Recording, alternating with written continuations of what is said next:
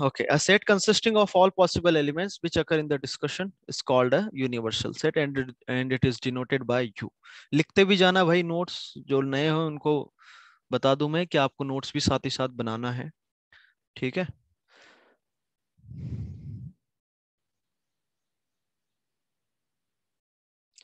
ठीक है, और इसको हम दूसरी भाषा में लिखना चाहे तो नोट करके हम लिख सकते हैं कि यूनिवर्सल सेट का मतलब ये होता है कि जितने भी गिवन सेट्स हैं वो सारे के सारे यूनिवर्सल सेट में कंटेन होंगे। सो लिखेंगे all sets are contained in the universal set, all sets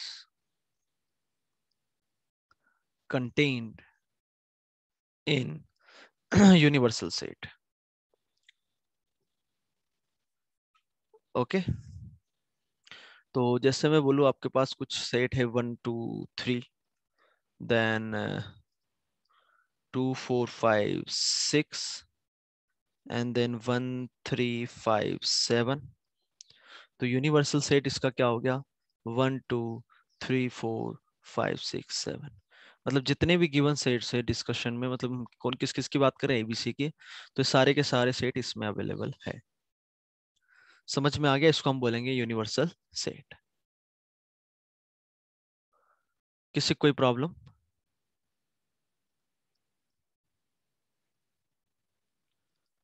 Now next is power set।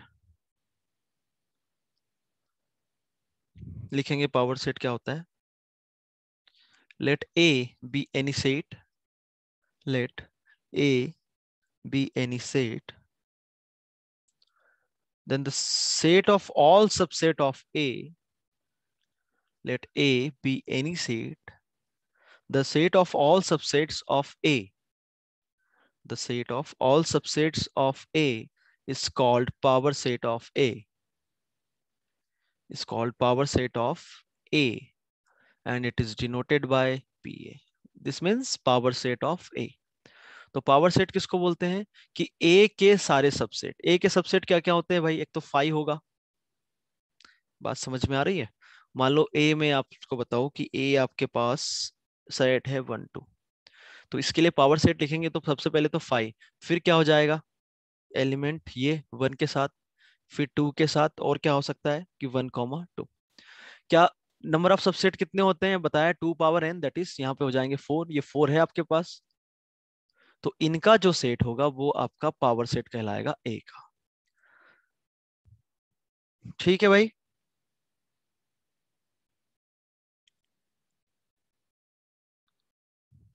किसी कोई समस्या?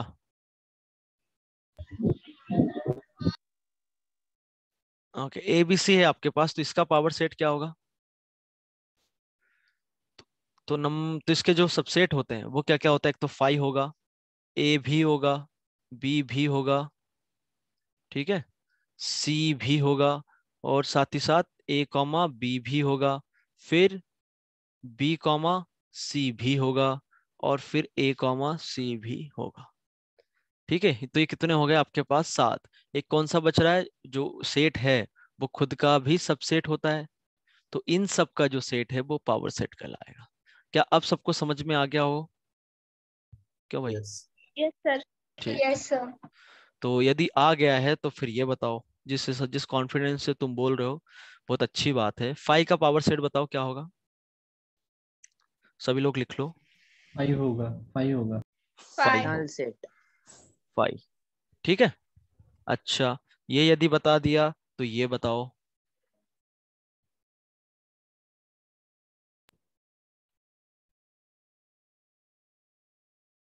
5 और कर्ली ब्रैकेट में 5, मतलब बिल्कुल 2 बार बिल्कुल। 5 है।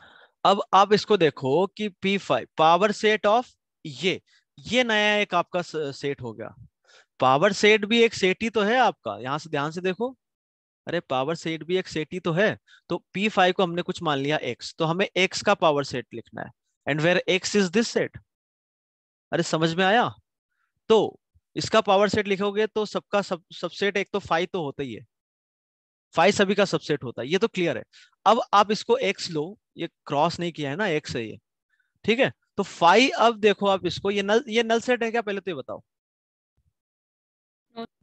No sir. हाँ, नल सेट को हम ऐसे लिखते हैं या फिर सिर्फ कर्ली ब्रैकेट से।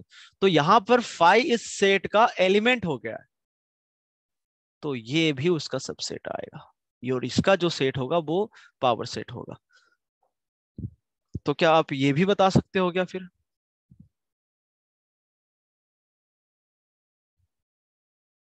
P of 5 5।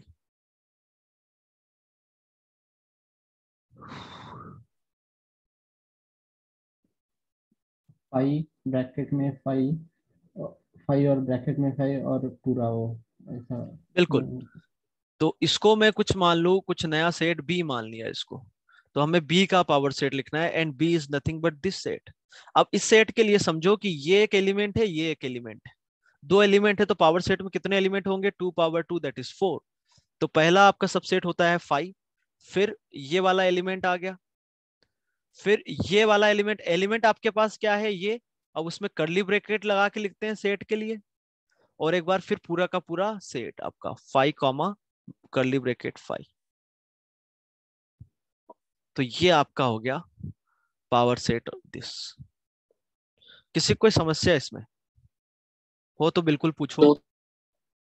Okay good. Now note number 1 करके हम लिख सकते हैं, if a is 5, if a is 5, then power set of a has one element।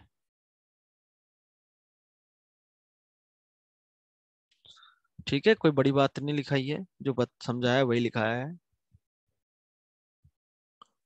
Note number 2, हम ऊपर से ये भी लिख सकते हैं कि power set of a given set, of a given set is always non-empty। क्या ये बात भी समझ में आ गई? Yes sir. ओके। क्योंकि हमेशा आप देख लो 5 तो उसमें एलिमेंट आएगा ही आएगा।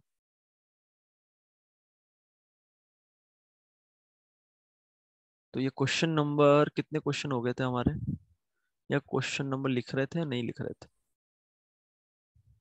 This was your question number 4।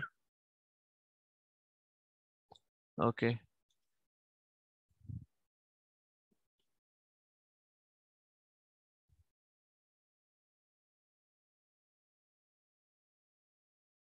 Okay, now question number 5।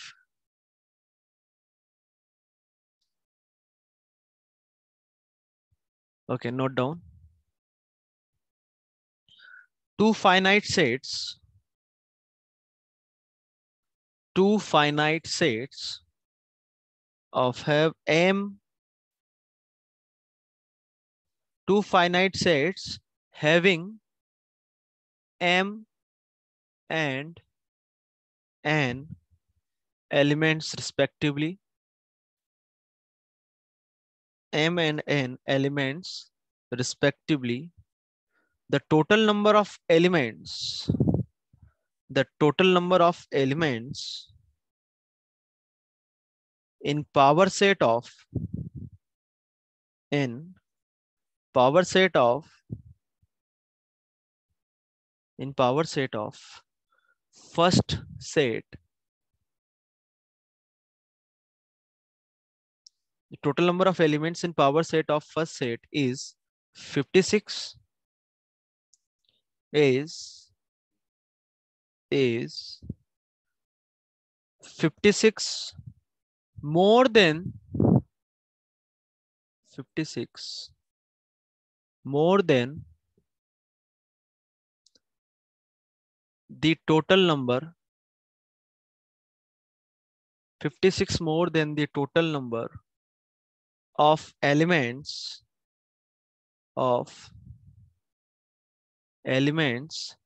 in power set of the second set, in power set of the second set. Find the value of m and n respectively. Find the value of m and n respectively.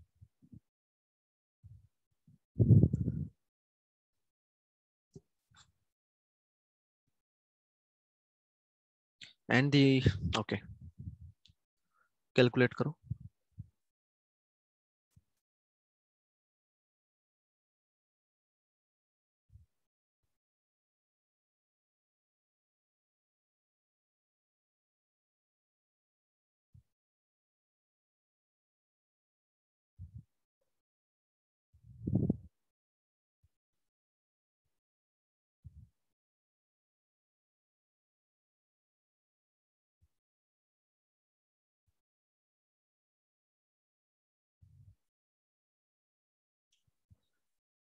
And the answer is 3 and 6. 3 and 6। Okay, नहीं respectively मतलब पहले आपसे M N पूछा है ना, तो M कितना आया? M3 आ रहा है क्या? M M6 आ रहा है। हाँ ओके, ठीक है। तो भाई देखो, मान लो पहला सेट ए ले लिया, तो उसका जो कार्डिनल नंबर है या जो ऑर्डर है वो कितना दे रखा है? M। दूसरा हमने ले लिया सेट बी, उसका कार्डिनल नंबर दे रखा है N। ठीक है, तो उसने क्या बोला है कि पूरे पावर सेट ऑफ ए में जो नंबर ऑफ एलिमेंट्स है, यही बोल रहा है, elements in the power हाँ set of the first set is 56 more than that the total number of elements in the power set of second set। तो ये आपसे बोल रहा है। ठीक है, तो ए के पावर सेट में नंबर ऑफ एलिमेंट कितने होंगे जो टोटल नंबर ऑफ सबसेट्स है? तो ए में नंबर ऑफ एलिमेंट एम है, तो उसके नंबर ऑफ सबसेट्स कितने हो जाएंगे? 2 पावर एम। और ये जो है 56 more than the total number of elements in the power set of B, तो बी में जो बी का जो सबसेट होंगे उस वो कितने होंगे? 2 पावर एन। अब उससे 56 ज्यादा है, यही तो बोल रहा है ये। हाँ। इसको सॉल्व करना है हमें। ओके, तो ये हो गया 2 power M minus 2 power N is equals to 56। हम 2 पावर n कॉमन ले सकते हैं। हम्म 2 पावर n तो bracket 2 power m minus n। ठीक है, अब हमें ये लिखना है ना, 2 की पावर का डिफरेंस है। अब 56 जो लिखा हुआ है क्या होता है? 8 into 7।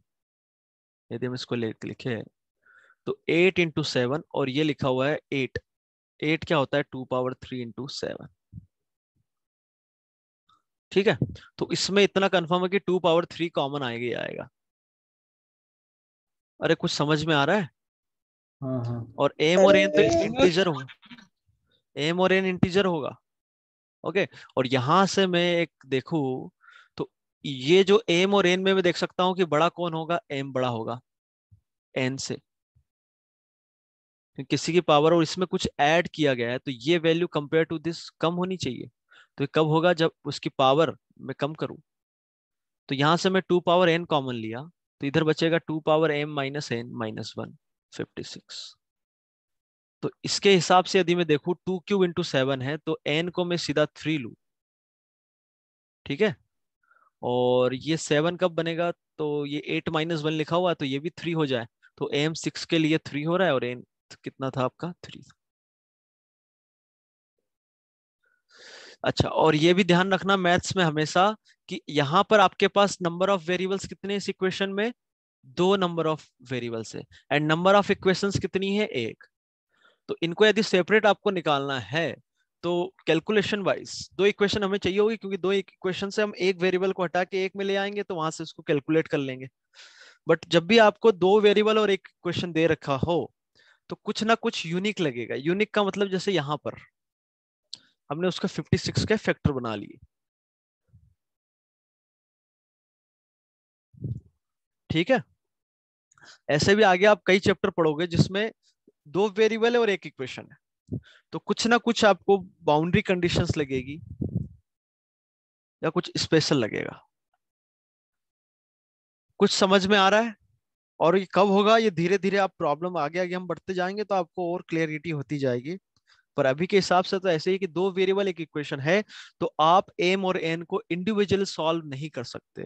मतलब पूरी कहानी को एक वेरिएबल में नहीं ला सकते, दोनों वेरिएबल को एक साथ ट्रीट करना पड़ेगा। समझ में आया भाई? ओके, किसी को कोई प्रॉब्लम हो तो भाई पूछ लेना। Okay, now next thing is operation on sets. So some operation on sets. Okay, and the first thing is union of two sets. Union of two sets.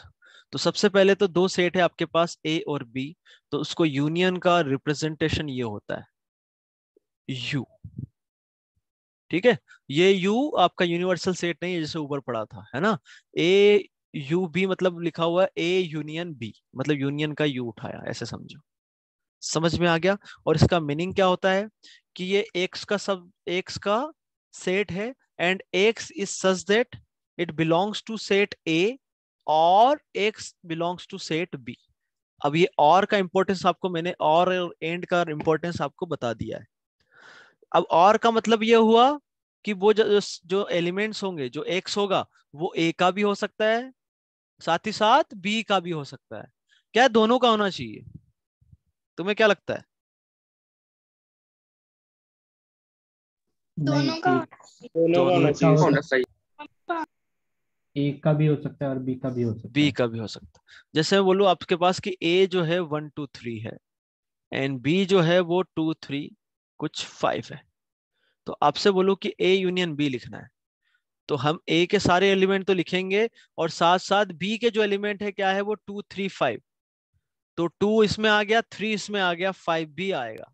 मतलब ए के एलिमेंट भी इंक्लूड होंगे और बी के भी।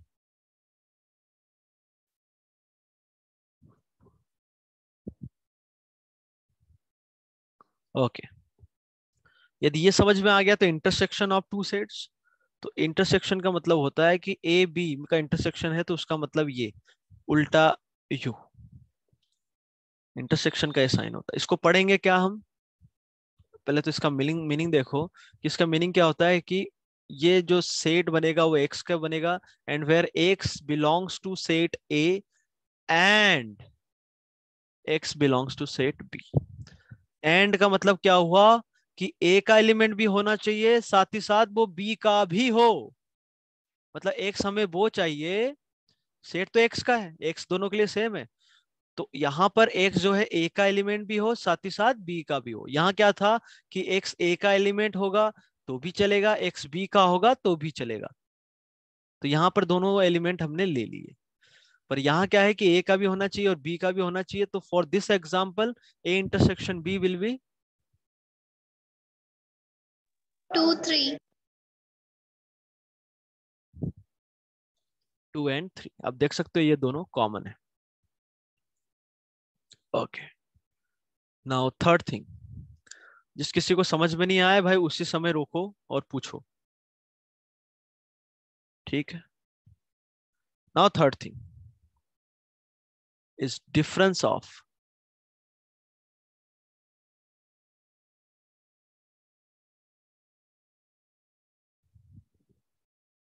difference of two sets।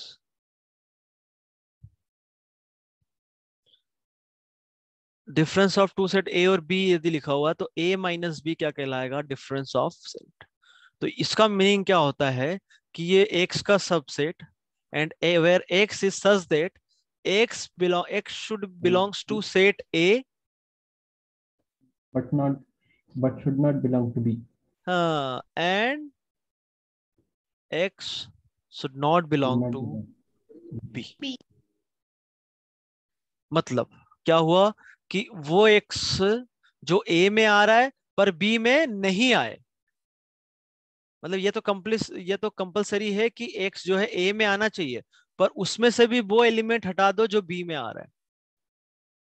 पल्ले पड़ रहा है कुछ? Yes sir. तो जैसे ये सेट है यस आपके सर। पास, 1 आएगा उसका। तो इसमें ए के एलिमेंट क्या है 1 2 3 और बी में एलिमेंट है 2 3 5।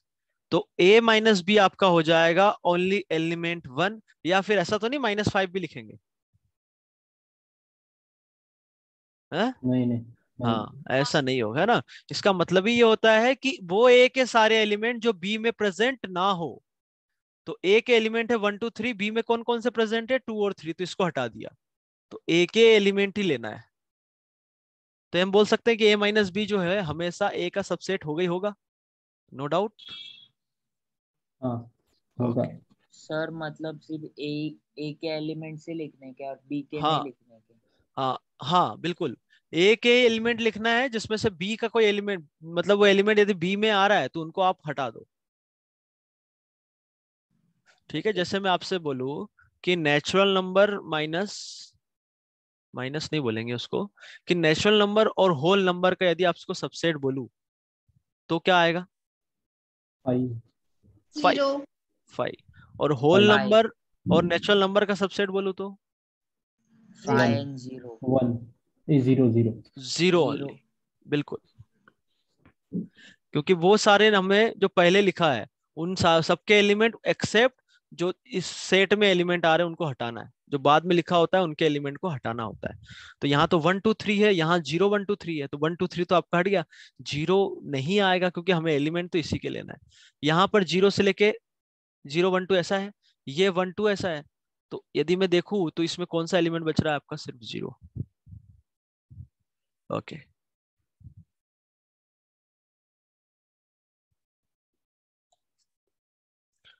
Next is complement of a set.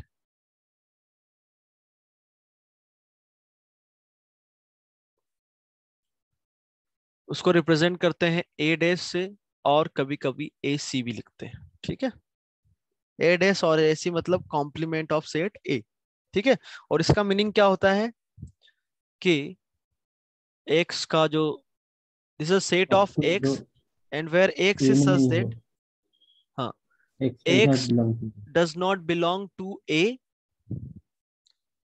But x should belongs to the universal set. Universal set. बात समझ में आ गई? या इसको हम ऐसे लिखे कि x बिलोंग्स टू क्या है? Union, and x does not belong to A, मतलब ये u माइनस ए लिखा हुआ है क्या?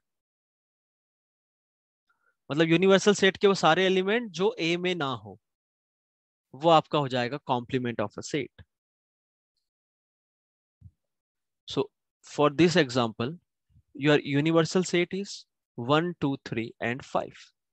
सो a complement is, a complement क्या हो जाएगा कि यूनिवर्सल सेट से ही एलिमेंट आएंगे पर उसमें से a के जो एलिमेंट है वो हटा दो, तो कौन सा बचा? सिर्फ और सिर्फ एलिमेंट 5। कोई problem? Okay, No, sir. Now next things, next thing is D Morgan's law.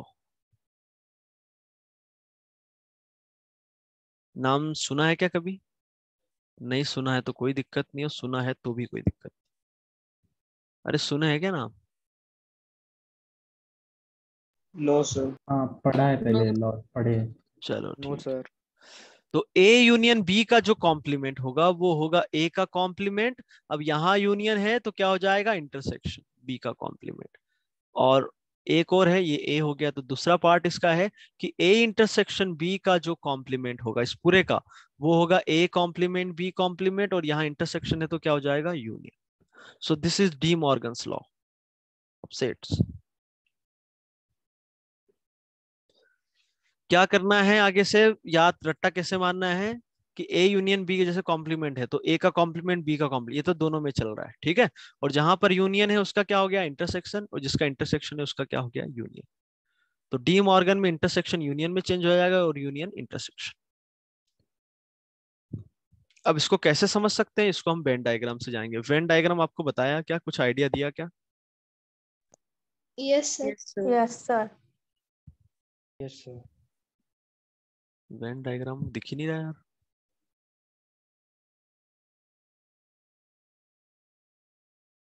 मैंने अभी तक आइडिया नहीं दिया वेन डायग्राम का, है ना? हाँ अभी तक नहीं दिया। Yes, sir. अच्छा ठीक है, कोई दिक्कत नहीं, धीरे अभी आगे आएगा।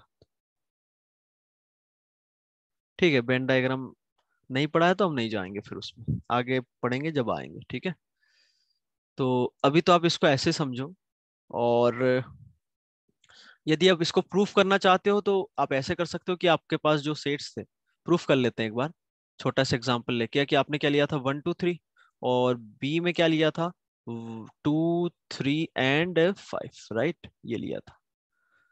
तो ए यूनियन बी में एलिमेंट क्या क्या हो जाएंगे आपका, अच्छा यहाँ से यूनिवर्सल सेट हो गया 1 2 3 5। हाँ, तो ए यूनियन बी आपका हो जाएगा 1 2 3 5। मान लो यूनिवर्सल सेट हमने ये ले लिया थोड़ा समझने के लिए, नहीं तो 5 5 हो जाएगा सब।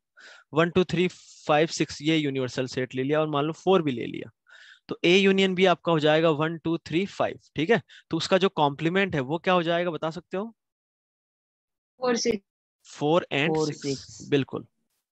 ओके, अब ऐसे ही ए आपका ये है, तो ए डैश उसको पढ़ते हैं, ए डैश है या ए का कॉम्प्लीमेंट, तो वो हो जाएगा 4 5 6, है ना। बी डैश आपका क्या हो जाएगा, 1 4 6।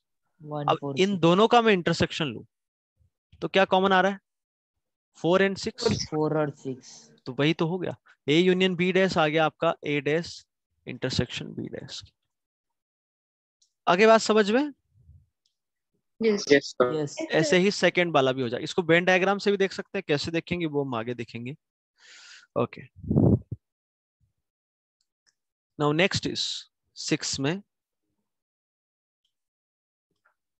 इसको नीचे देखते हैं कि A minus B union C, A minus B union C, इसको हम ऐसा लिख सकते हैं, A minus B union A minus C. समझ में आया? Yes sir. Yes, sir. समझ में आ गया कैसे बोल दिया ये आपने? इसको देखना पड़ेगा ना।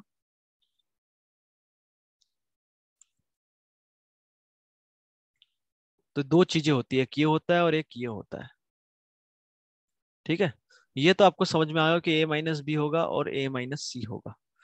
तो ध्यान रखना कि ये जो है गलत है, मैंने जानबूझ के लिखा है ताकि आप याद रखो। यहाँ यूनियन है तो यहाँ यूनियन नहीं, यहाँ इंटरसेक्शन आएगा, और यहाँ इंटरसेक्शन है तो यहाँ यूनियन आएगा।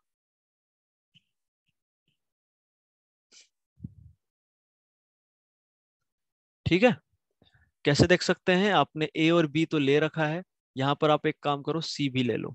सी ले लिया हमने, मान लो 4। ठीक है, तो A minus B union C, B union C में कौन कौन से एलिमेंट आ गए, 2 3 4 5। अब ए में से माइनस करेंगे तो बचा सिर्फ कौन सा, 1, तो ये आपका हो गया 1। अब देखो ए माइनस बी आपका हो गया 1 एंड 2 3 तो चलाया, ओनली 1। और ए माइनस सी क्या हो जाएगा, 1 2 3। तो दोनों का यदि मैं यूनियन लूंगा तो इससे ज्यादा हो जाएगा, तो क्या लेना है आपको, इंटरसेक्शन लोगे तब बना आएगा वो। आई बात समझ में? Yes, sir. Yes, sir. Yes. तो ये 6 हो गया। Now next is 7th। 7th operation क्या है, तो ऐसे इसको ऐसे ध्यान रखना है कि यहाँ यूनियन है तो इधर इंटरसेक्शन, इधर इंटरसेक्शन है तो इधर union. Now it is distributive law. हाँ, सर आपने B के बाद ब्रैकेट लिया है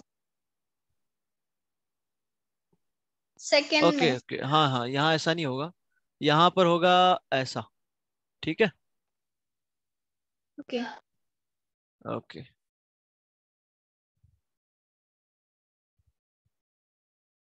वो गलती से लिख गया है, V union C। Okay, now distributive law. Distributive law का मतलब हुआ कि A union B intersection C, इसको हमें लिखना है। इसका मतलब क्या हुआ कि आप सबसे पहले बी इंटरसेक्शन सी निकालोगे, बी इंटरसेक्शन सी आने के बाद उसका हम ए के साथ यूनियन लेंगे। ठीक है, तो इसको याद रखने का तरीका बड़ा ही आसान है। कैसे याद रखोगे, देखो कि आपका जो है ए यूनियन जाएगा बी के साथ, चला गया। सिमिलर फैशन में ए यूनियन जाएगा सी के साथ, और जो बचता है, क्या बचता है, इंटरसेक्शन दोनों के बीच लगा दो बस। ये आपका डिस्ट्रीब्यूटिव लॉ हो गया। अब आपसे पूछूं कि A intersection B union C, तो ये क्या हो जाएगा, ए इंटरसेक्शन जाएगा बी के साथ, एंड देन ए इंटरसेक्शन जाएगा सी के साथ, बीच में क्या बचता है, यूनियन, तो उसको लगा दो। समझ में आ गया, ये आपके डिस्ट्रीब्यूटिव लॉ है।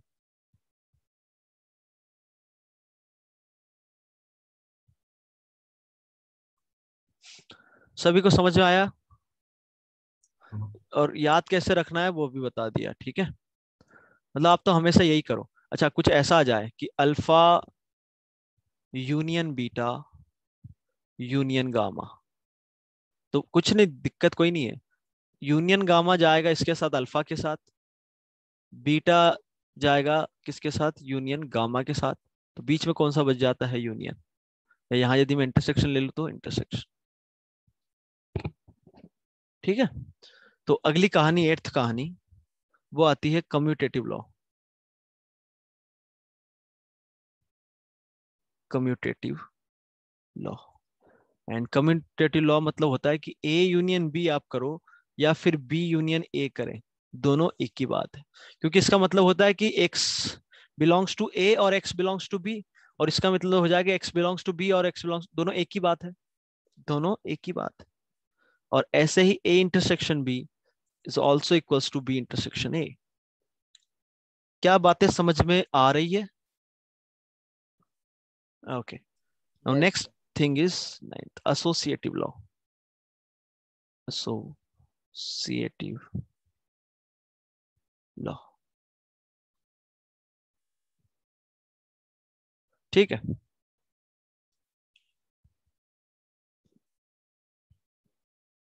ओके, तो इसमें A union B union C, यदि ऐसा है, इसने क्या बोला है कि पहले ए और बी को यूनियन लो फिर सी के साथ लो, तो इसको मैं ऐसा भी लिख सकता हूं कि मैं पहले बी यूनियन सी कर लूं और फिर ए के साथ यूनियन ले लूं, तो भी फर्क नहीं पड़ता है।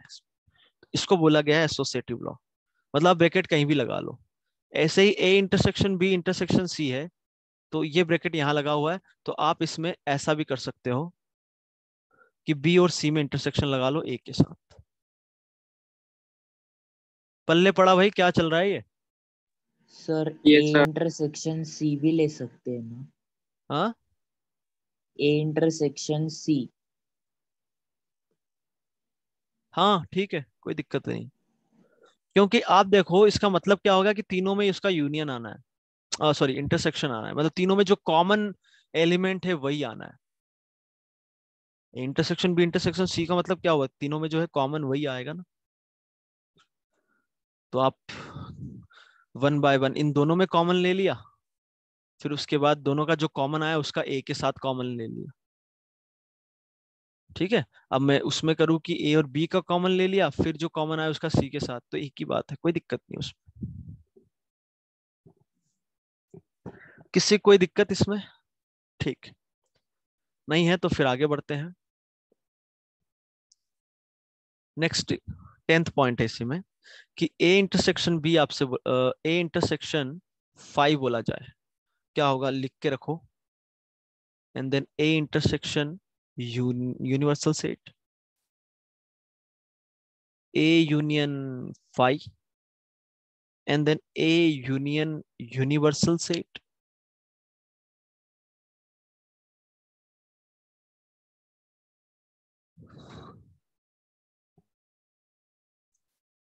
तो ए इंटरसेक्शन 5 क्या आ गया भाई, 5 five.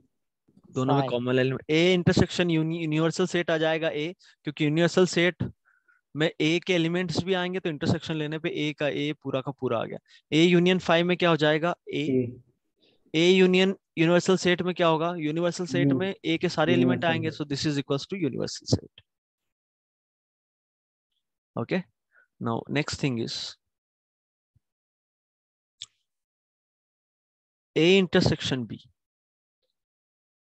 A intersection B is subset of A. क्या ये सही बात है? एंड ऑल्सो दिस, क्या ये बात सही है?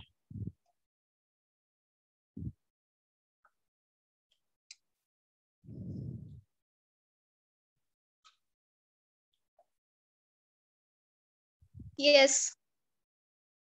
ओके,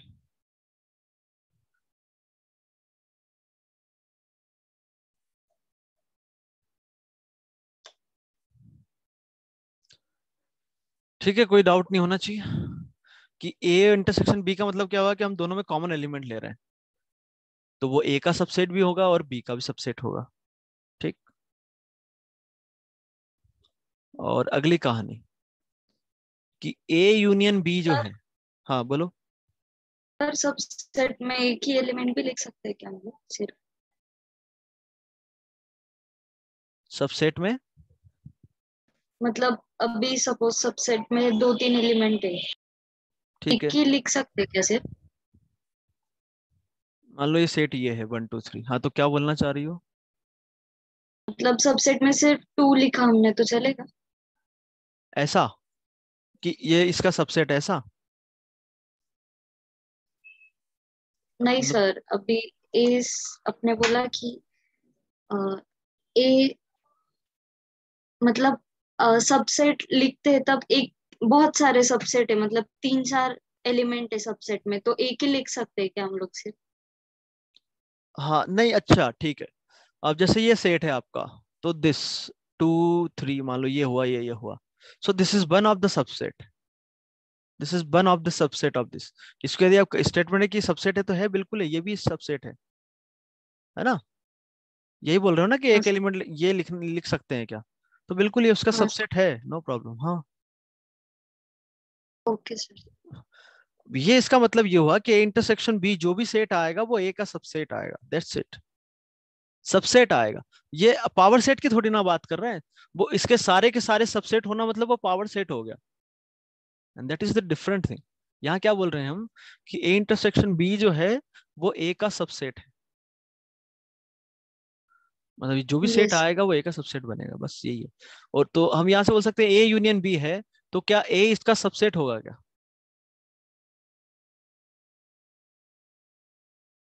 होगा। और बी भी क्या इसका सबसेट होगा क्या?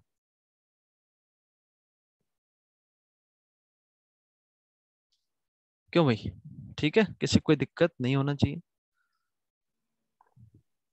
अब मान लो कि ए जो है बी का सबसेट है, तो ए इंटरसेक्शन बी को हम क्या लिख सकते हैं? एंड सिमिलरली बी यदि ए का सबसेट है, then A intersection B will be, बताओ भाई, ए बी का सबसेट है,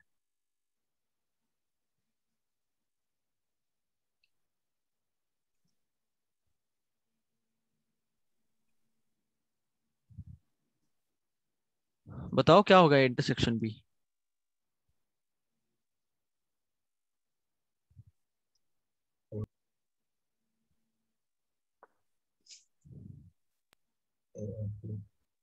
हाँ,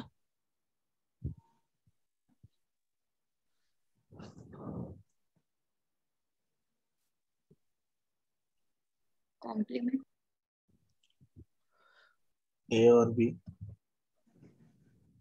नहीं, ए बी का सबसेट है मतलब ए के सारे एलिमेंट बी में आ रहा है, ये समझ में आता है? ठीक है, यस। तो अब ए इंटरसेक्शन बी का मतलब होता है कि ए का एलिमेंट भी बी का एलिमेंट भी, मतलब दोनों में जो कॉमन एलिमेंट है वो लेना है। बात समझ में आ रही है?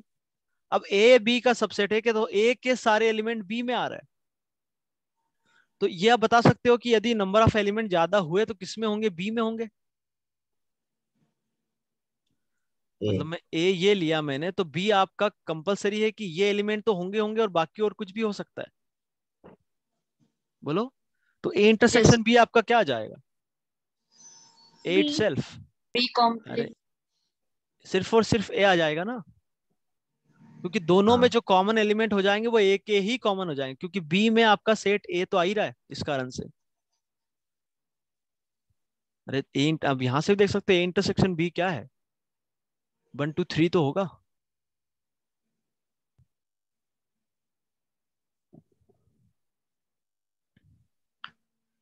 नहीं आया समझ में? समझा। और इस केस सर में क्या लेकिन होगा? ए इंटरसेक्शन बी में क्या होगा? यदि बी ए का सबसेट है तो बी बी होगा, बिल्कुल। और इसी केस में आपसे बोलूं कि ए बी का सबसेट है, then A union B is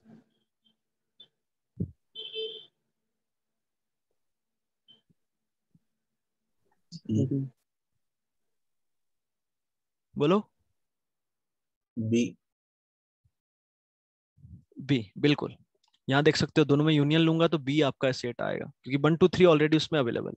तो आप इसको ऐसे समझो कि ए इंटरसेक्शन बी में जो है लेस नंबर वाले जो एलिमेंट्स है वो आएंगे, मतलब ए में नंबर ऑफ एलिमेंट्स कम होंगे वो आएगा। यूनियन में क्या होगा? यूनियन मतलब दोनों के एलिमेंट लेते हैं तो बढ़ेगा, तो बी में नंबर ऑफ एलिमेंट ज्यादा है। इंटरसेक्शन में क्या होता है? कॉमन लेते हैं, मतलब दोनों में कॉमन घटेंगे ना, यूनियन लेने पे बढ़ेंगे। कुछ कुछ पल्ले पड़ रहा है या सिर्फ ऊपर से जा रहा है? अच्छा, समझ रहा है ओके। सर ये थोड़ा नहीं समझा। कौन सा वाला पार्ट? सेकंड। ये वाला? हाँ सर। बी सबसेट ऑफ ए, ठीक है, मतलब बी के सारे एलिमेंट ए में आ रहे हैं, तो ए इंटरसेक्शन बी मतलब दोनों में जो कॉमन एलिमेंट होंगे वो कौन से होंगे? बी के एलिमेंट्स। क्यों? क्योंकि बी के सारे एलिमेंट ए में आ रहा है, तो दोनों में यदि हम कॉमन की बात करूं तो ए में आपका बी सेट तो आएगा ही आएगा। तो ए का बी के साथ इंटरसेक्शन लू तो बी के जो सारे एलिमेंट्स है वो दोनों में कॉमन हो गए। नहीं समझे? हाँ सर। आ गया? हाँ सर। ओके, ठीक है। Now next question is 6। यदि आपसे बोला जाए कि लेट ए जो है वो एक्स का सेट है, where x belongs to R real number and x is this. दूसरा सेट बी लिया जो वो भी एक्स का ही है, ठीक है, and where x belongs to real number and x is -5 to 3।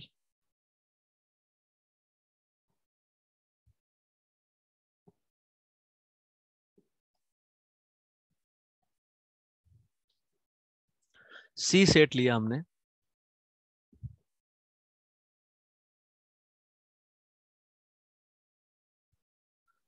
One minute, ठीक है। यहां पर भी एक्स रियल नंबर है and x belongs to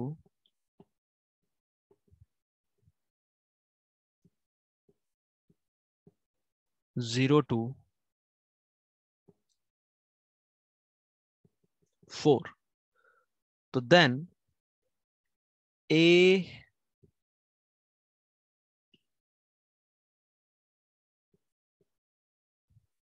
okay, इसको ऐसे लिखे हम, -5 से 6 लिखा। Then A union B can be written as C minus any set D. Then what is the set D? करो।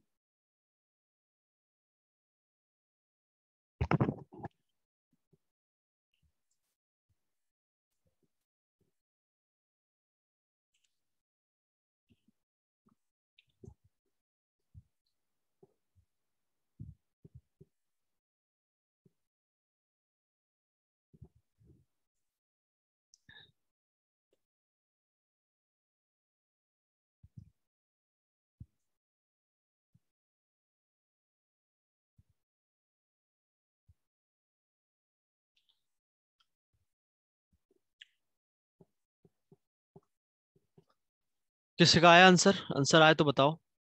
And set D is. Question clear है सभी को? नहीं हो तो पूछ लो। ये बोला गया है 2 आया + 5, बताओ। आया सर। -5 -4 -3 5 6 -5 -4, -4 -3 हाँ 5 और 6। ये आपका आया डी, राइट। हाँ हाँ।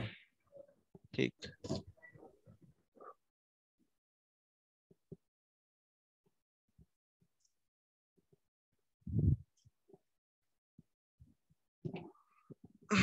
गलत है।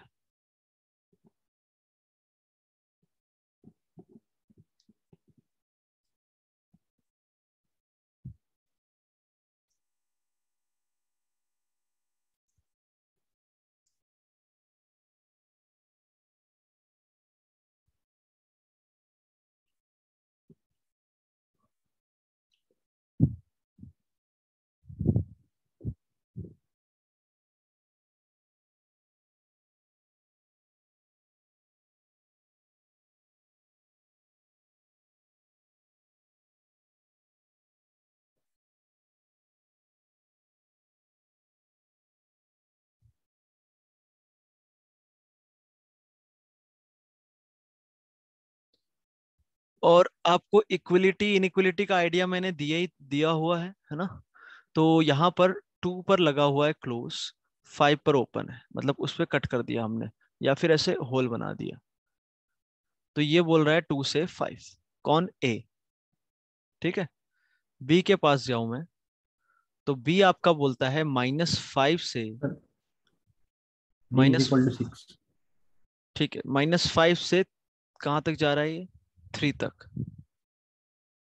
वो 3 आपका आएगा यहाँ कहीं, मान लो। तो ये बोल रहा है आपका बी। ठीक, ये आपका 5 है। ओके, तो सबसे पहले तो मैं दोनों का यूनियन लिखूं, तो ए यूनियन बी क्या आ जाएगा? एक्स क्या आ जाएगा भाई, बता सकते हो? दोनों का यूनियन लूंगा, तो दोनों का यूनियन लेने का मतलब कि ए के एलिमेंट भी हो, बी के एलिमेंट भी हो। तो क्या -5 से 5 लिख दूं क्या? बोलो। -5 से 4। Yes sir. -5 -5 से से 5 4। हो गया आपका ए यूनियन बी। ठीक है, ये आ गया। Yes sir. सर आपने x इज लेस देन 5 लिखा है, इज इक्वल में। हाँ, तो लेस देन 5 है ना, यहाँ इक्वलिटी कहाँ लगाई है मैंने? नहीं समझ में आ रहा तो हाँ ऐसे लिख लो, हाँ समझा। x इज -5 से 5। यस, ठीक है। ओके, अब यदि मैं c की बात करूं, तो c जो आपका होगा वो c कुछ ऐसा होगा। c क्या बोला है? -5 क्लोज से 6 क्लोज तक।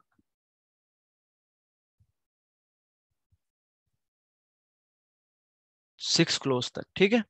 अब ये क्या चाहिए हमें? -5 से 5 चाहिए, समझना ध्यान से। -5 से 5 चाहिए, 5 इधर कहीं आएगा, और 5 पे कुछ नहीं चाहिए, इधर भी -5 पे कुछ नहीं चाहिए, मतलब हमें चाहिए इतना।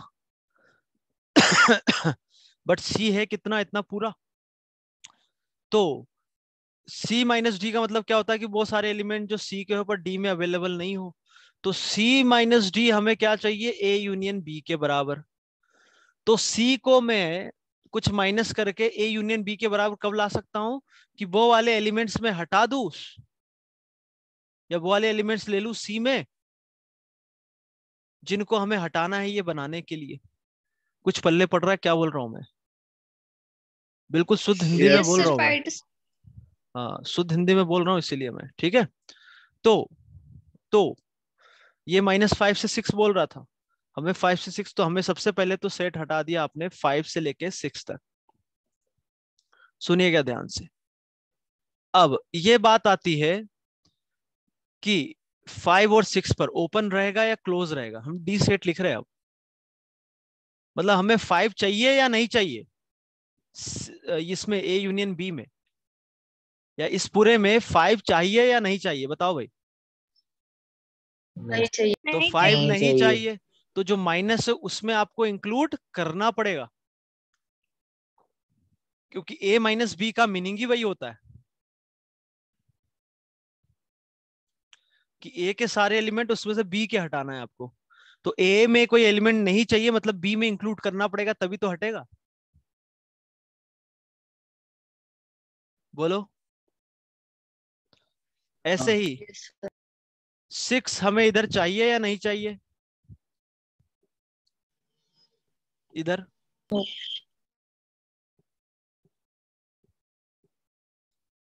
इधर नहीं चाहिए तो 6 को भी हटाना पड़ेगा, तो 6 तक गए। कुछ पल्ले पड़ रहा है? क्या चल रहा है? Yes sir. ओके, तो ये आपका क्या, ये आंसर हो गया क्या?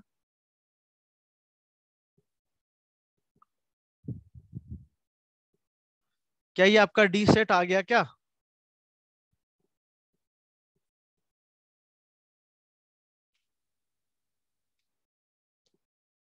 बोलो भाई। Yes. अभी नहीं आया, क्यों? सर -5 होगा ना? हाँ, -5 इधर इंक्लूड नहीं करना है, मतलब ए यूनियन बी में -5 नहीं आ रहा ना, बट सी में -5 दे रखा है कि आएगा, तो इसमें से हटाने के लिए डी में में आएगा। -5 भी आपको इंक्लूड करना पड़ेगा। सो x is equal to -5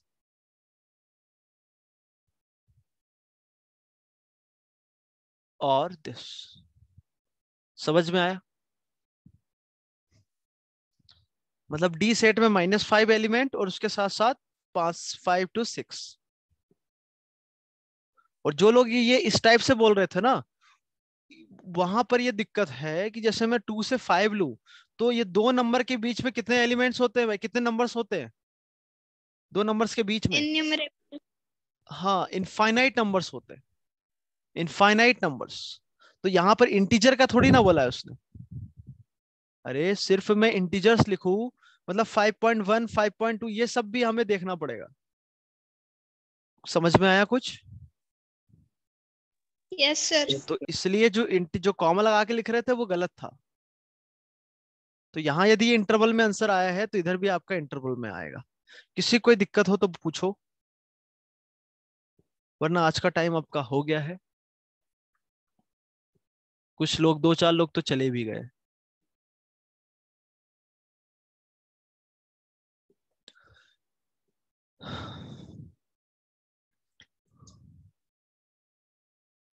sir पिछले लेक्चर्स के लिंक भेज दे। ठीक है, मैं ग्रुप में डाल दूंगा। और ये अब आज से जो लेक्चर होंगे ना वो सीधा यूट्यूब पे अपलोड होंगे, राइट? तो यूट्यूब की लिंक में भेज दूंगा प्लेलिस्ट की, वो हर दिन उसमें अपलोड होते रहेंगे, ठीक है? बट जो प्रीवियस 2 लेक्चर से वो सर ड्राइव पर। हाँ सर वो जेपी के लेक्चर्स कौन से, वो हमारे नहीं है ना? नहीं नहीं, जेपी के नहीं, तुम्हारा बैच नंबर लिखा तो होगा जे करके, J4 सिर्फ करके जे लिखा। ना? हाँ हाँ, A, okay JA। Okay sir. Okay, वही वाले हैं बस। तो 2 ड्राइव की लिंक भेजूंगा, उसमें पहला लेक्चर एक ड्राइव में, दूसरा लेक्चर दूसरे ड्राइव में, और आगे से जो भी लेक्चर मिलेंगे आपको यूट्यूब पे सीधा मिलेंगे, है ना? क्योंकि उस समय मेरे पास टाइम नहीं था यार, तो मैंने जल्दी जल्दी में, मतलब ड्राइव पर थोड़ा इजीली हो जाता है ना। ओके, बट ये जो लेक्चर है एक बार जरूर देखें। जो लोग मिस कर रहे हैं लेक्चर्स, उनके लिए भी कुछ फ्रेंड एंड हो तो उनको बता देना, क्योंकि जो भी है ना अब आगे इससे सब चीजें लिंक होती जाएगी, ठीक है? Okay okay, sir. और एक बार रिवाइज कर लेना, कोई डाउट आता है तो नेक्स्ट क्लास में बिल्कुल आप पूछो। ओके, सो बाय बाय सर एवरीवन। एक और डाउट है सर। हाँ बोलो। सर ये नोट्स मिल सकते हैं क्या हमें, नोट्स? ये जो लिख रहे वो, यस सर, हाँ ठीक है, पीडीएफ के फॉर्म में। पीडीएफ फॉर्म में कन्वर्ट करके मिल जाएंगे, कोई दिक्कत नहीं। पर तुम्हें यस अभी सर, अगर अभी पॉसिबल होगा तो सर तो ग्रुप पर डाल देना। हाँ, अभी तुम्हें ऐसा लग रहा है, पर बाद में समझ में नहीं आएगा इसमें कि कब कहाँ लिखा है, पर मिल जाएंगे, उसमें कोई दिक्कत नहीं। तो आपको ना अपने यस सर। नोट्स तो बनाना ही है ना। अच्छा, ये जो है ना पीडीएफ फॉर्मेट में, हर एक क्लास में तो पॉसिबल नहीं है, चैप्टर के एंड में या यस सर। चैप्टर के मिड में एक बार दे सकता हूँ मैं, बट हर एक लेक्चर में तो पॉसिबल नहीं है, ठीक है? Yes sir. यस। ओके, और कोई लेक्चर मिस ना करे, है ना? कभी कभी ये भी होता है, सुनो, कभी कभी ये भी होता है कि भाई रिकॉर्डिंग कभी लेट चालू होती है, कभी कुछ भूल जाते हैं, है ना? तो रिकॉर्डिंग के भरोसे मत रहना, ठीक है? Yes recording sir. के भरोसे मत